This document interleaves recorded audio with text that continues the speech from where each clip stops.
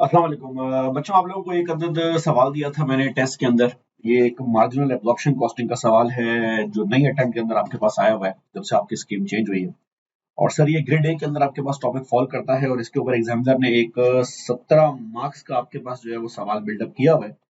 और ये 17 मार्क्स के सवाल में एग्जामिनर आपसे मार्जिनल एब्जॉर्प्शन के जो है वो कुछ कॉन्सेप्ट और कुछ टॉपिक जो है वो टेस्ट कर रहा है। तो आइए जरा सवाल को देखिए, बारी बारी देखिए इसके अंदर क्या क्या आइटम एग्जामिनर मांग रहा है और उसको फिर जो है वो आगे बढ़ाएं। सर आपके पास एक सवाल दिया हुआ है कीनिया लिमिटेड के नाम से, जिसके आपके पास दो अदद रिक्वायरमेंट्स हैं। और पहली रिक्वायरमेंट में एग्जामिनर एक सिंपल थ्योरी का आपसे जो है वो सवाल मांग रहा है। As I have told you guys repeatedly कि आपके पास एग्जामिनर ने अभी रिसेंटली जो है ना वो कॉन्सेप्ट टेस्टिंग के नाम पे कुछ सवाल जो है वो थ्योरी में आपके पास पूछना स्टार्ट कर दिए हैं। आपसे एक सवाल सिंपल से पूछ रहा है, discuss the assumption used in marginal costing. ये सवाल हम ऑब्वियसली इस कैलकुलेशन वाले पार्ट के बाद जो है वो देखेंगे। सिंपल बात कर रहा है कि मार्जिनल कॉस्टिंग की प्रॉफिट एंड लॉस बनाते वक्त मैनेजमेंट के माइंड में क्या एजम्पशन होती है, how is that different from absorption costing. Sir आए जरा सवाल की तरफ, जो हमारा मेन सवाल है। कीनिया लिमिटेड 13 मार्क्स की रिक्वायरमेंट है, स्टैंडर्ड रिक्वायरमेंट है। पहली दफा टेस्ट नहीं हुई है, ये चीजें मल्टीपल टाइम टेस्ट हो चुकी है। एग्जामिनर ने कुछ इन्फॉर्मेशन आपके सामने प्रेजेंट की है और आपसे कह रहा है जनाब आपने प्रॉफिट एंड लॉस स्टेटमेंट बनानी है for the month of February using both marginal costing and absorption costing. 11 marks की आपके पास रिक्वायरमेंट है और आपने दो प्रॉफिट एंड लॉस बनानी है। और मैं सवाल स्टार्ट होने से पहले बता दूं, जिन लोगों ने सारे लेक्चर पूरे किए होंगे, मैं एक बात अक्सर बोल रहा होता हूँ कि आपके पास मार्जिनल एब्जॉर्प्शन के टॉपिक में सबसे बड़ा इशू जो है वो कॉस्ट कार्ड है। तो we keep that in mind while we are moving into this question. Sir 2 marks के लिए बोल रहा है reconcile the difference in profits under the two methods. आपके पास जो भी प्रॉफिट आ रहा है उसको आपने आपस में जो है वो रिकंसाइल करना है। सर मैं थोड़ा सा सवाल जो है वो रीड करूंगा आपके पास। कह रहा है जनाब Kenya limited is involve in the manufacture of a single product and has a total of a production capacity of 60,000 per month. ये हमारी मशीन की टोटल मैक्सिमम कैपेसिटी है जो हम प्रोड्यूस कर सकते हैं। अगर मैं छोटी सी एक डायग्राम यहां पे बना दूं तो आप ये समझ लें, this is what our machine can do on the best of the days. कि 60,000 यूनिट से ज्यादा हमारे पास माल प्रोड्यूस नहीं हो सकता। ये हमारी मशीन की मैक्सिमम फुल कैपेसिटी है। सर आगे बोल रहा है, it is currently operating at its normal capacity of 80% and uses absorption costing. हमारी कंपनी इस वक्त एब्जॉर्प्शन कॉस्टिंग यूज कर रही है, विच मींस कि हम फिक्स प्रोडक्शन ओवरहेड को एब्जॉर्ब कर रहे होंगे प्रोडक्ट के अंदर। दूसरी बात, सर एक वर्ड इसने यूज किया हुआ है, we are doing this at a normal capacity. This is an examiner way of saying budgeted capacity. आप याद रखेंगे जब जब आपके पास पेपर में नॉर्मल कैपेसिटी का वर्ड यूज हो तो हम उसकी जगह ऑल्टरनेटिवली प्यार से इस बात को अपनी बजटेड कैपेसिटी भी बोल सकते हैं। इसका मतलब कि जब महीना स्टार्ट हुआ during the planning phase, budgeting phase, तो हमारी कंपनी का प्लान था कि we will operate at 80% of the capacity, which is रफली 48,000 for a 60,000 maximum capacity. Sir आगे बोल रहा है, below is the extract from the company's budget for the month of February. इसने आपको बजट बना के दे दिया और इस बजट में कह रहा है जनाब हमने सोच के रखा हुआ है आने वाले महीने के लिए कि 210 का यूनिट बेचेंगे और आने वाले महीने में हमारी वेरिएबल कॉस्ट के अंदर प्राइम कॉस्ट होगी 75, वेरिएबल फैक्ट्री ओवरहेड्स होंगे 45 के और variable selling and admin expense होगा 15 रुपए का। सर इसने हमें दो फिक्स कॉस्ट भी दे दी है, एक फैक्ट्री फिक्स ओवरहेड दिए हुए 2.016 मिलियन के और एक सेलिंग और एडमिन की फिक्स कॉस्ट है 8 लाख रुपए की। सिंपल स्ट्रेट फॉरवर्ड किस्म का सवाल है। अब काम की बात, सर आगे बोल रहा है actual operating data for the month of Feb. तो एग्जामिनर ने क्या किया हुआ है, एग्जामिनर ने कुछ इंफॉर्मेशन आपको दी हुई है बजटेड और यहां से एग्जामिनर ने आपको एक्चुअल इंफॉर्मेशन देना स्टार्ट की है और महीना एंड होने के बाद अब आपसे बोल रहा है prepare profit and loss for the month of Feb. मैं सवाल अक्सर क्लास में पूछता था कि बेटा प्रॉफिट एंड लॉस महीने के स्टार्ट में, साल के स्टार्ट में, पीरियड के स्टार्ट में बनती है कि पीरियड के एंड में बनती है। तो अगर आप गौर करें तो सवाल में एग्जामिनर पीरियड के एंड के अंदर आपसे बना रहा है और कुछ इन्फॉर्मेशन उसने आपको बजटेड फॉर्म के अंदर जो है वो दे दी है। तो दोनों के साथ आपने प्ले करके आगे बढ़ना है। सर आगे आपसे बता रहा है, एक्चुअल में हम तो सोच के बैठे थे कि हम नॉर्मल कैपेसिटी पे ऑपरेट करेंगे, बजटेड कैपेसिटी पे ऑपरेट करेंगे 48,000 की, लेकिन due to an unexpected fault in the company's plant we were only able to operate at 75% of the budgeted capacity.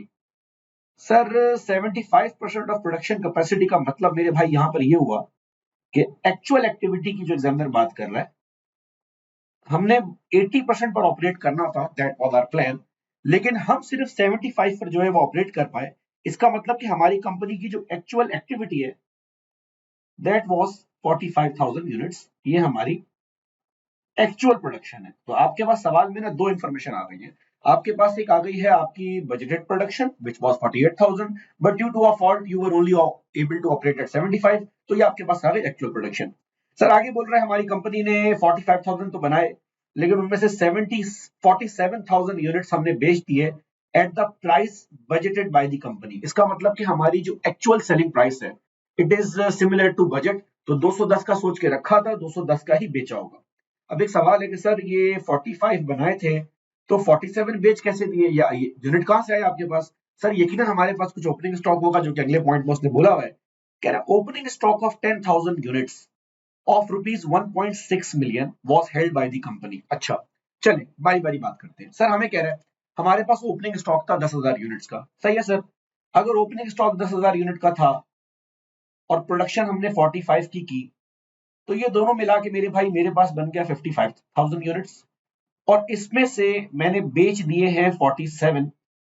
तो मैं बैलेंसिंग फिगर के थ्रू ये भी ट्रेस कर सकता हूं कि सर यकीनन at the end of February, महीने के एंड में, मेरे पास बच गए होंगे मेरे भाई 8,000 यूनिट्स। एक पीस ऑफ इंफॉर्मेशन तो मैंने ये साइड पे कर दिया। सर दूसरा, अगर आप सवाल के टॉप पे जाएं, देखिए सवाल को रीड करना is a very important exam skill set. आपसे कह रहा है हमारी बजटेड कैपेसिटी हुआ करती थी 80%, ये रही, और हमारी कंपनी यूज करती है एब्जॉर्प्शन कॉस्टिंग। इसका मतलब ये हमारी एक परंपरा है कि हम एब्जॉर्प्शन कॉस्टिंग यूज करते आ रहे हैं। तो यार मेरा एक सवाल है, अगर हम एब्जॉर्प्शन कॉस्टिंग यूज करते हुए आ रहे हैं, तो मैनेजर ने जो तुम्हें 10,000 यूनिट की वैल्यू दी होगी, यकीनन ये एब्जॉर्प्शन कॉस्टिंग के हिसाब से दी होगी। तो इस वैल्यू के अंदर तुम्हारे पास प्राइम कॉस्ट भी होगी, वेरिएबल प्रोडक्शन भी होगा और फिक्स प्रोडक्शन भी होगा। दूसरी बात, just to make some links in your mental mind map, ये जो हमारे पास ओपनिंग स्टॉक है फरवरी का, ये यकीनन जनवरी के महीने का क्लोजिंग स्टॉक होगा। सर आगे बोल रहा है फिक्स फैक्ट्री ओवरहेड्स वर एब्सॉर्ब्ड इन प्रायर मंथ, प्रायर मतलब जनवरी, एट अ रेट ऑफ 40 रुपए पर यूनिट। तो सर मैं एक काम ना इसी पेज के ऊपर और भी जो है वो सॉल्व कर सकता हूँ। सर वो एक काम मैं ये कर सकता हूँ कि मेरे पास जो ओपनिंग स्टॉक दिया हुआ है ना, मैं जरा इसकी वैल्यू निकाल दूं। सर मेरे पास ओपनिंग स्टॉक की वैल्यू दी हुई है मेरे भाई 1.6 मिलियन फॉर 10,000 यूनिट्स। इसका मतलब अगर मैं मोटा मोटा हिसाब लगाऊं तो एब्जॉर्प्शन कॉस्टिंग के हिसाब से, सर आपको कैसे पता? बेटा मुझे नहीं पता, एग्जामिनर ने ये बात टॉप पे बोल दी है। एब्जॉर्प्शन कॉस्टिंग के हिसाब से मेरी स्टॉक की per unit value, opening stock की पर यूनिट वैल्यू 160 रुपए बन रही है।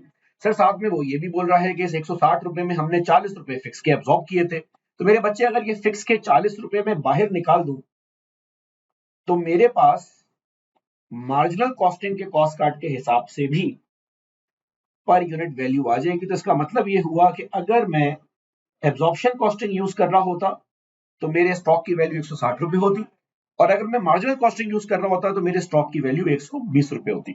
सर आगे बढ़े आखिरी पॉइंट की तरफ। आखिरी पॉइंट में हमें जनाब बोल रहा है मेरे भाई कि fix factory overheads exceed the budget. Budget कितना था? 2.016 million. Fix factory overhead exceed the budget by 5 lakh due to an increase in electricity cost. तो सर मैं एक मोटा मोटा हिसाब यहाँ पे लगा लूंगा। सर मेरी कॉस्ट आनी थी 2.016 मिलियन, लेकिन 5 लाख से बढ़ गई।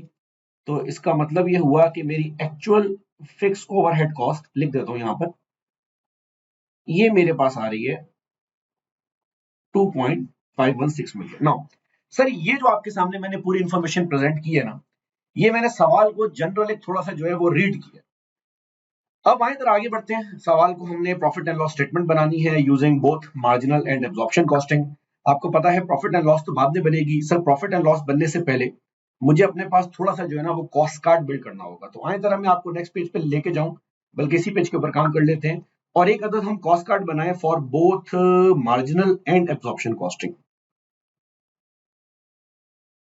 सर ये मैंने छोटा सा अपने पास जो है कॉलम बना लिया है सेग्रीगेट करने के लिए। दोनों वैल्यूज को बारी बारी जो है वो ट्रेस कर लेते हैं। अच्छा कुछ चीजें तो आसान है, ऑब्वियस चीजें हो जाएंगी। सर लेट्स से ये मार्जिनल कॉस्टिंग का कॉस्ट कार्ड है और ये एब्जॉर्प्शन कॉस्टिंग का कॉस्ट कार्ड है। सर ये कॉस्ट कार्ड हम क्यों बना रहे हैं? बिकॉज वी नो कि कॉस्ट कार्ड के बगैर प्रॉफिट एंड लॉस स्टेटमेंट हमारे पास नहीं बन सकती। अच्छा सर कुछ इन्फॉर्मेशन तो बड़ी स्ट्रेट फॉरवर्ड है, किसी किस्म का उसमें स्यापा मुसीबत जो है वो है नहीं। सर अगर आप गौर करें ना, तो सवाल के अंदर आपसे कह रहा था जनाब कि हमारी जो वेरिएबल कॉस्ट है वो प्राइम कॉस्ट 75 है और वेरिएबल हमारे पास 45 है। तो सर अगर मैं मार्जिनल कॉस्टिंग का कॉस्ट कार्ड बनाऊं for the month of February, लिख देता हूं मैं ये बात। तो सर मेरे पास मार्जिनल कॉस्टिंग के कॉस्ट कार्ड में एक तरफ तो आ जाएगी मेरे भाई प्राइम कॉस्ट, सब कुछ दिया हुआ है सवाल के अंदर 75। और सर फिर इसके अंदर आ जाएंगे मेरे पास variable production overheads which is I think 45। और सर ये दोनों मिलके मेरे पास बनते हैं 120 रुपए। और ये मेरी इन्वेंट्री कॉस्ट होगी if my company is using marginal costing system. जो लोग मार्जिनल एब्जॉर्प्शन के जिनके बेसिक्स थोड़े स्ट्रॉन्ग नहीं है, शायद उनके दिमाग में एक छोटा सा सवाल आ रहा हो, तो मैं जवाब दे रहा हूँ। सर आपने ये 15 रुपए क्यों ऐड नहीं किए? तो मैं पहले भी बोल चुका हूँ, दोबारा बोल देता हूँ इस सवाल के बहाने, इस रिकॉर्डिंग के बहाने, कि आपकी जो प्रोडक्शन कॉस्ट है वो सिर्फ इन्वेंट्री का पार्ट बनती है, नॉन प्रोडक्शन कॉस्ट इन्वेंट्री का पार्ट नहीं बनती। अगर ये बात आपको इससे पहले याद नहीं थी या आपको ये सुनने के बाद रिकॉल हुआ है, तो I think it's my recommendation कि इसको आप अपने रजिस्टर में नोट कर लें। सर एब्जॉर्प्शन कॉस्टिंग के कॉस्ट कार्ड में आएंगे, सेम कहानी होगी, लेकिन थोड़ा सा हम यहाँ पर फंसेंगे। सर प्राइम कॉस्ट तो हमारे पास दी हुई है, एज इट इज आ जाएगी। Sir variable production overhead cost भी हमारे पास दी हुई है, एज इट इज आ जाएगी। सर ये 120 रुपए हमारे पास आ गया। सर इसमें हम क्या ऐड करेंगे? सर इसमें हम ऐड करेंगे, बिल्कुल सही, as you guys have guessed it right, जब आप ये सवाल सॉल्व कर रहे होंगे, सर हमें फिक्स करना, इसके अंदर एक ओएआर जो है वो शेयर करना है। अब सर फिक्स का ओएआर शेयर करने के लिए हमें सवाल में जो है ना वो दोबारा मूव करना पड़ेगा। सर सवाल में अगर हम देखें ना, तो हमारे पास एग्जामिनर में हमें बताया हुआ है कि भाई जब पीरियड स्टार्ट किया था तो आप महीने के स्टार्ट में आपका प्लान था कि मैं नॉर्मल कैपेसिटी होगी, बजटेड कैपेसिटी होगी 80% विच इज 48,000। अब महीने के स्टार्ट में तो मुझे नहीं पता कि महीने के एंड पे एक्चुअल एक्टिविटी 75 होगी, एक्चुअल एक्टिविटी 0 होगी, this is something I don't know. तो मैंने जब उस वक्त प्लान किया होगा तो मेरे पास एक्चुअल एक्टिविटी का डाटा नहीं होगा। तो महीने के स्टार्ट में जब मैं रेट निकाल रहा हूंगा ओएआर, तो महीने के स्टार्ट में मेरे बजटेड ओवरहेड थे 2.016 मिलियन। सर याद रखें ये एक्चुअल है, बजटेड ये है। मुझे नहीं पता था महीने के एंड पे बिजली का बिल बढ़ जाएगा। सिमिलरली मुझे नहीं पता था कि महीने के एंड पे कैपेसिटी 75 होगी। तो मैंने जब बजट किया होगा तो budgeted fix overhead divided by budgeted activity. तो मेरे भाई बजटेड फिक्स ओवरहेड कितना था आपके पास? बजटेड फिक्स ओवरहेड आपके पास था 2.016 मिलियन और बजटेड कैपेसिटी आपके पास थी 48,000 यूनिट्स। तो अगर आप इसको दोनों को अपने कैलकुलेटर में जाके, यहाँ पर मैं जरा इसको फोन के ऊपर जो है वो कर लूं, अगर आप इसको जाके अपने पास डिवाइड करने जाएंगे तो आपके पास पर यूनिट रेट आ रहा है 42 का। तो इसका मतलब कि आपने महीने के शुरू में ना 42 रुपए का रेट निकाला होगा। तो नॉर्मल सी बात है, पिछले महीने हम 40 रुपए एब्जॉर्ब किया करते थे, इस महीने 42 रुपए एब्जॉर्ब कर रहे हैं। आपने इस तरह का मंथ वाइज कॉस्ट कार्ड जो है वो आपस में कंपेयर किया हुआ है। So I will go back to my original cost card और मैं यहाँ पे जाके अपने 42 रुपीज ऐड कर दूंगा और मेरी इन्वेंट्री की value, if my company is using absorption costing which is my default obviously costing system, तो सर मेरे पास आ रही है 162। अब क्योंकि मेरे पास दोनों कॉस्ट कार्ड आ चुके हुए हैं, ये सारी इंफॉर्मेशन मेरे सामने क्लियर हो गई है, तो now it is easier for me to do the profit and loss statement. तो आए जरा उसके ऊपर आगे आगे बारी बारी बात करते हैं और दोनों प्रॉफिट एंड लॉस स्टेटमेंट अपने पास बिल्ड करते हैं। Sir profit and loss statement की तरफ बढ़ेंगे। सबसे पहले मैं आपके पास बिल्ड कर लेता हूं एब्जॉर्प्शन कॉस्टिंग की प्रॉफिट एंड लॉस स्टेटमेंट, तो फिर हम मार्जिनल पे मूव कर जाएंगे। वैसे इस ऑर्डर से कोई फर्क नहीं पड़ता, आप जो प्रॉफिट एंड लॉस पहले बना लें, आपके पास दोनों कॉस्ट कार्ड बस जो है वो होने चाहिए, उससे आपकी जिंदगी जो है वो थोड़ी सी आसान हो जाएगी। अच्छा जी, चलें सर प्रॉफिट एंड लॉस पे बात करें। हमारे पास डाटा आपके पास दिया हुआ है, जल्दी जल्दी हम नंबर को पंच करेंगे। सर सबसे पहले मेरे पास दिया हुआ है सेल्स रेवेन्यू। सेल्स एग्जामिनर ने बता दिया था, हमने 47,000 यूनिट सेल किए हैं और एक्चुअल सेलिंग प्राइस वही थी जो हमने बजट के अंदर रखी हुई थी, 210 रुपए के हिसाब से। इसको जरा अगर आप मल्टीप्लाई अपने पास करें मेरे भाई, तो आपके पास वैल्यू आ रही है 9.870 मिलियन। सर हम क्योंकि एब्जॉर्प्शन कॉस्टिंग जो है वो यूज कर रहे हैं, मैं इसको बिल्कुल वैसे ही सॉल्व कर रहा हूँ जैसे हम क्लास में किया करते थे। सर इसमें से हम कॉस्ट ऑफ गुड्स सोल्ड को जो है वो माइनस करेंगे। सर सबसे पहले हमारे पास ओपनिंग स्टॉक आएगा। ओपनिंग स्टॉक में हमारे पास 10,000 यूनिट थे जिसकी वैल्यू एग्जामिनर ने हमें दे दी थी, तो ये 16 लाख रुपए की हमारे पास एक ओपनिंग स्टॉक की वैल्यू है। सवाल के अंदर ये डाटा जो है वो गिवन है। सर आगे बढ़ेंगे, आगे हमें कह रहा है जनाब इसके अंदर हमने प्रोडक्शन करी और 75% पर हम ऑपरेट कर रहे थे, जिसका मतलब ये हुआ कि हमने प्रोडक्शन करी थी मेरे भाई 45,000 यूनिट्स की। और अगर मैं कॉस्ट कार्ड में जाऊं तो कॉस्ट कार्ड ऊपर ही दिया हुआ है, 162 रुपीज पर यूनिट के हिसाब से मेरी जो है वो प्रोडक्शन हो रही है। तो सर अगर मैं इसको मल्टीप्लाई करने जाऊंगा मेरे भाई, तो ये 7.290 मिलियन मेरे पास बन जाएगा। सर इसमें से मैं अपने पास ऑब्वियसली लेस करूंगा क्लोजिंग स्टॉक। आपको पता है जब कोई बात नहीं लिखी होती तो हम यूज करते हैं फर्स्ट इन फर्स्ट आउट। तो वो जो 47,000 यूनिट्स मैंने बेचे हैं उनमें पहले मैंने ये वाले बेचे होंगे, बाद में ये वाले बेचे होंगे। तो क्लोजिंग स्टॉक में मेरे पास जो माल रखा हुआ है विच वॉज 8,000 यूनिट्स, जो मैंने ऊपर कैलकुलेट किया था, वो नया वाला माल होगा। तो कैलकुलेटर में जाएंगे, 8,000 मल्टीप्लाई बाय 162, ये मेरे पास बन रहा है 1296,000। और मेरे भाई ये मेरे पास बन गया आपका क्लोजिंग स्टॉक। अच्छा, अब क्योंकि आप काफी अरसे से जो है वो एक चीज और भी सीख रहे हैं, और आपने एंट्रीज के फॉर्म में ये बात सीख ली थी कि जनाब हमारे पास जो ओवर अंडर एब्जॉर्ब होता है, वो over under absorb cost of sales के अंदर ट्रांसफर होता है। तो यकीनन इस सवाल में कुछ ओवर अंडर एब्जॉर्ब भी होगा। तो अब मैं यहाँ पर आके थोड़ा सा स्टक हो गया हूँ, मैं ये वर्किंग पूरी नहीं कर सकता।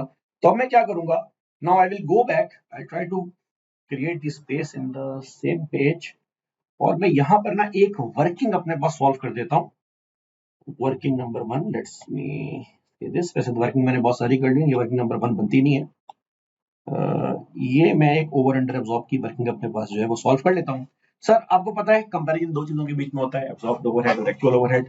आप रेट 42 रुपीस के हिसाब से एब्जॉर्ब कर रहे हैं, 45,000 यूनिट्स एक्चुअल एक्टिविटी की बेस पर आपने एब्जॉर्ब किया होगा, 42 इंटू 45। और एक्चुअल फिक्स ओवरहेड जो है वो आपके एग्जामिनर ने आपको बताया 5 लाख रुपए ज्यादा आ गए हैं, वो मैंने पहले ही कैलकुलेट कर लिए थे, 2516। तो मैं अपने कैलकुलेटर में जाऊंगा मेरे भाई, 45,000 मल्टीप्लाई बाय 42, मेरे पास वैल्यू आ रही है 1.89 मिलियन। और आई थिंक मेरे पास आ रहा है अंडर एब्जॉर्ब तकरीबन 6,26,000 का। और आपको पता है over absorb under absorb profit से एडजस्ट होता है, ओवर एब्जॉर्ब प्रॉफिट में ऐड होता है, अंडर एब्जॉर्ब प्रॉफिट से माइनस होता है। तो ये जो है वो प्रॉफिट को माइनस करेगा। लेकिन सर हम काफी क्लासेस से ना एक नया कॉन्सेप्ट सीख चुके हैं, क्योंकि हम एंट्रीज का टॉपिक भी कर रहे हैं, तो रिकॉर्डिंग उस स्पेस के अंदर आ रही है कि ओवर अंडर एब्जॉर्ब जो है ना वो कॉस्ट ऑफ सेल्स में जाके एडजस्ट होता है। तो मैं क्या करूंगा, अंडर एब्जॉर्ब जो है वो मेरी प्रॉफिट को कम कर रहा है, तो यकीनन मेरी कॉस्ट को इंक्रीज करेगा। तो मैं काम करता हूँ, आज आपको ये भी दिखा देता हूँ कि हम अंडर एब्जॉर्ब को डायरेक्ट कॉस्ट ऑफ सेल्स में एडजस्ट कर सकते हैं। और क्योंकि इसने प्रॉफिट को कम करना है तो ये मेरी कॉस्ट को इंक्रीज करेगा, तो ये 6,26,000 पे यहाँ पे एडजस्ट कर देता हूँ। सर ये एडजस्ट करने के बाद जब मैं सारे नंबर यहाँ पर मिक्स करूंगा तो मेरे पास 8.22 मिलियन की जो है वो कॉस्ट आ रही होगी, and this will give me gross profit of almost 1.65 million. अच्छा जी सर, ये मैंने सारी प्रोडक्शन कॉस्ट साइड पे कर दी है। इसमें से अब मैं माइनस करने जा रहा हूँ मेरे भाई non production. Non production overhead के अंदर मेरे पास एक तो फिक्स एडमिन और सेलिंग दिया हुआ था। तो ये फिक्स एडमिन और सेलिंग 8 लाख का है, जिसके बारे में एग्जामिनर और कोई बात नहीं कर रहा। और इसके बाद एक मेरे पास दिया हुआ था वेरिएबल सेलिंग, जो उसने रेट दिया हुआ है 15 रुपए यूनिट। और आपको पता है कि सेलिंग का जो रेट है वो सेल्स यूनिट पे जाता है, 47,000 सेल्स यूनिट है। 47,000 इंटू 15 मेरे पास मेरे भाई बनेगा तकरीबन सही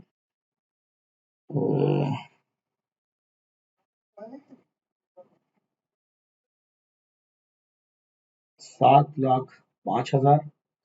और अगर मैं इन दोनों को ऐड करूंगा तो मेरे ख्याल से ये मेरे पास बन रहा है 15,05,000। बिल्कुल सही सर, ये 15,05,000 इसमें से माइनस करने के बाद मेरे पास मेरे भाई नेट प्रॉफिट बच रहा है। ये मैंने आधा सवाल आपके सामने जो है वो सॉल्व कर दिया है, 11 मार्क्स की रिक्वायरमेंट थी।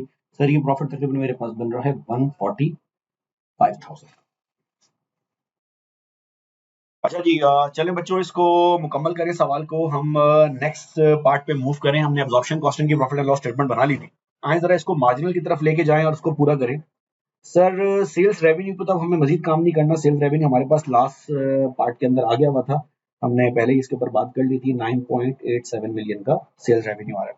फर्क ये है कि इस दफा हम प्रॉफिट एंड लॉस जो बना रहे हैं वो प्रॉफिट एंड लॉस हमारे पास मार्जिनल की है। तो सर यहाँ से हम जो चीज माइनस करेंगे we will call that marginal cost of sales. और मार्जिनल कॉस्ट ऑफ सेल्स में सबसे पहला आइटम जो हमने माइनस करना है मेरे भाई, सबसे पहला आइटम जो हमने आइडेंटिफाई करना है दैट्स ओपनिंग स्टॉक। अच्छा, ओपनिंग स्टॉक का सीन ये, अगर आपको सवाल की इन्फॉर्मेशन याद हो तो सवाल के अंदर उसने आपको पहले से बता दिया था कि जनाब पिछले साल हमने जो है वो 40 रुपए ऐड किए थे, और क्योंकि वैल्यू पर यूनिट स्टॉक की 160 रुपये थी, तो इसका मतलब ये हुआ कि हमारे पास ओपनिंग स्टॉक की वैल्यू बन जाएगी 120 इंटू 10,000 यूनिट्स जो ओपनिंग स्टॉक के थे, which will be 1.2 million. Sir इसके अंदर हम ऐड करेंगे प्रोडक्शन कॉस्ट जो हमने प्रोडक्शन की है इस महीने के अंदर, और इस महीने के अंदर हमने यूनिट्स प्रोड्यूस किए हैं 45,000, और इन 45,000 यूनिट्स को हम अपने कॉस्ट कार्ड की इंफॉर्मेशन से जो है वो चेक करेंगे, तो हमारे पास एक कॉस्ट कार्ड बना हुआ था, और मार्जिनल कॉस्टिंग के कॉस्ट कार्ड के हिसाब से हमारे पास पर यूनिट कॉस्ट जो बन रही थी वो बन रही थी 120 रुपए की। सर इस 120 रुपए की वैल्यू को हम यहाँ पे यूज करेंगे, और 120 इंटू 45,000 हमारे पास आ रहा है 5.4 मिलियन, और इसमें से हम रिड्यूस करेंगे क्लोजिंग स्टॉक जो हमारे पास यूनिट बच गए हैं, जो हमने एक वर्किंग के अंदर अपने पास चेक किया था, 8,000 यूनिट्स हमारे पास बच गए हैं 120 के हिसाब से, तो ये हमारे पास वैल्यू बन रही है 9,60,000 रुपए। ये क्लोजिंग स्टॉक है जो हमारे पास से यहाँ से माइनस होगा। सर ये हमारे पास आ गई है वेरिएबल प्रोडक्शन कॉस्ट। इस वेरिएबल प्रोडक्शन कॉस्ट की टोटल वैल्यू हमारे पास आ रही है 5640, और इस वेरिएबल प्रोडक्शन कॉस्ट में हमारे पास सवाल में एक वेरिएबल कॉस्ट और भी है, वेरिएबल सेलिंग और एडमिन, हम उसको भी जो है वो एडजस्ट करेंगे, और वेरिएबल सेलिंग हमारे पास आ रही थी 15 रुपए के हिसाब से 47,000 यूनिट क्योंकि हमने सेल किए हैं, तो ये बन रही है 7,05,000, और ये हमारे पास टोटल वेरिएबल कॉस्ट आ गई। सर ये टोटल वेरिएबल कॉस्ट जब हम माइनस करेंगे तो हमारे पास यहाँ पर आ जाएगा कंट्रीब्यूशन मार्जिन, और ये कंट्रीब्यूशन मार्जिन मेरे भाई हमारे पास आ रहा है 3525 का, और इस कंट्रीब्यूशन मार्जिन में से आखिरी आइटम एडजस्ट करेंगे, जितनी की जितनी फिक्स कॉस्ट है वो सबको सब माइनस करेंगे। अच्छा हमारे पास यहाँ पे फिक्स कॉस्ट दो तीन किस्म की है, तो मैं सारी की सारी फिक्स कॉस्ट यहाँ पर मेंशन कर दूं।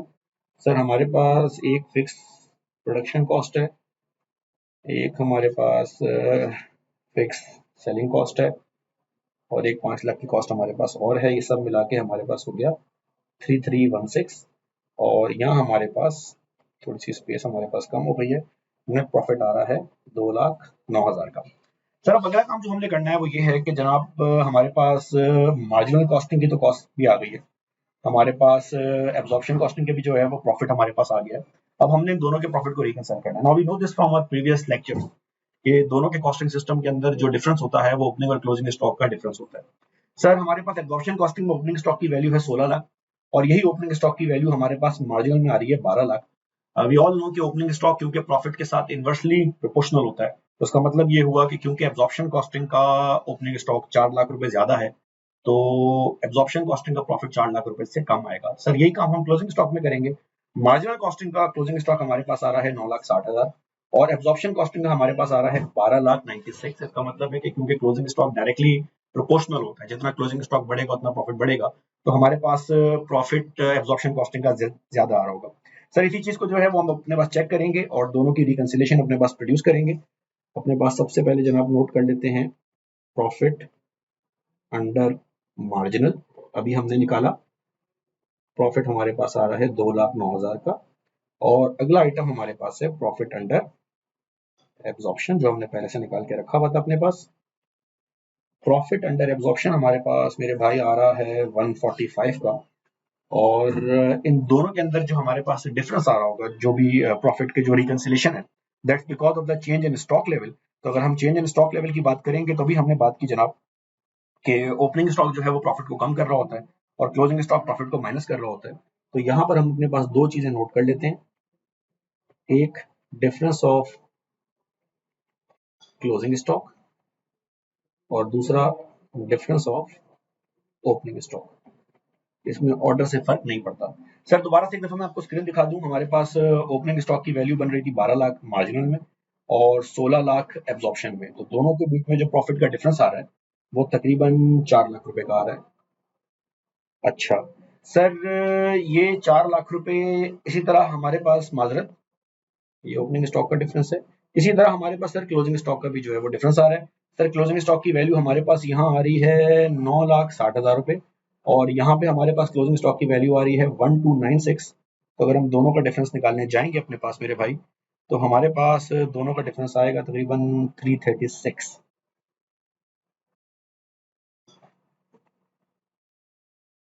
सर सिमिलरली क्योंकि ओपनिंग स्टॉक प्रॉफिट को कम कर रहा होता है तो ओपनिंग को हम यहाँ से माइनस कर देंगे, क्लोजिंग स्टॉक क्योंकि प्रॉफिट को इंक्रीज कर रहा होता है तो उसको हम ऐड कर देंगे। तो अगर ये सारी वैल्यू को हम अपने पास एक दफ़ा चेक कर लें, मैं इसको अपने कैलकुलेटर पे चेक कर लेता हूँ एक दफ़ा, तो हमारे पास 145 का आंसर जो है वो बिल्कुल सही आ रहा है। ये हमारे पास रिकंसिलेशन हो गई है सवाल की। Thank you.